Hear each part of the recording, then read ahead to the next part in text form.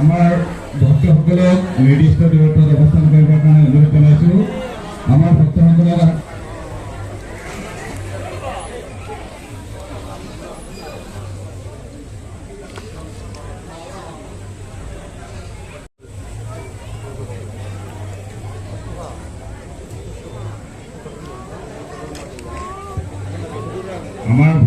আমাৰ মঞ্চৰ পৰা অপদানৰ মঞ্চৰ পৰা দূৰত্বত অৱস্থান কৰিবৰ কাৰণে অনুৰোধ জনাইছোঁ।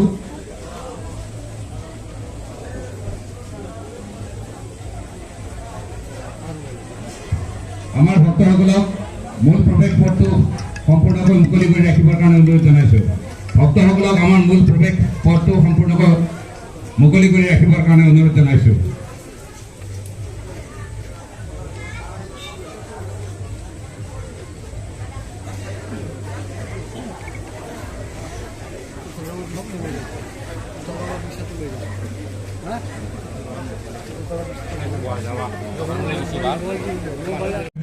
অসমৰ এজন গৌৰৱময় ইতিহাসৰ এটি সোণালী অধ্যায় তেখেত অসমৰ মুখ্যমন্ত্ৰী হৈ আজি প্ৰথমবাৰৰ বাবে আমাৰ মাজত থিয় হৈছে। আমি গৌৰৱ অনুভৱ কৰিছোঁ।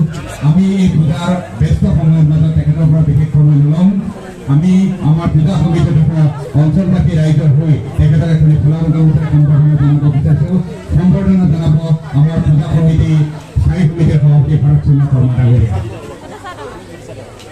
এটি ফুলাম জাতিৰে শ্ৰদ্ধাৰ আমাৰ অতি মৰমৰ মুখ্যমন্ত্ৰী মহোদয়ক সম্বৰ্ধনা জনাব সম্পাদক সিদ্ধাৰ্থ ডেকা ডাঙৰীয়াই। মই আপোনালোকৰ জ্ঞাতাৰ্থী জনাই ৰাইজ পোনপ্ৰথমে মই আপোনালোক সকলোলৈকে শাৰদীয় দুৰ্গা পূজাৰ শুভেচ্ছা জনালোঁ। আজি মহানৱমী আমি সকলোৱে পালন কৰিছোঁ। আশা কৰোঁ মায়ে সকলোকে শক্তি দিব, সাহস দিব আৰু আমাৰ সকলোৰে পৰিয়াল ঘৰখনত শান্তি আৰু সমৃদ্ধিৰে পৰিপূৰ্ণ কৰি তুলিব। পুনৰবাৰ সকলোকে মই শাৰদীয় দুৰ্গা পূজাৰ শুভেচ্ছা জনাওঁ।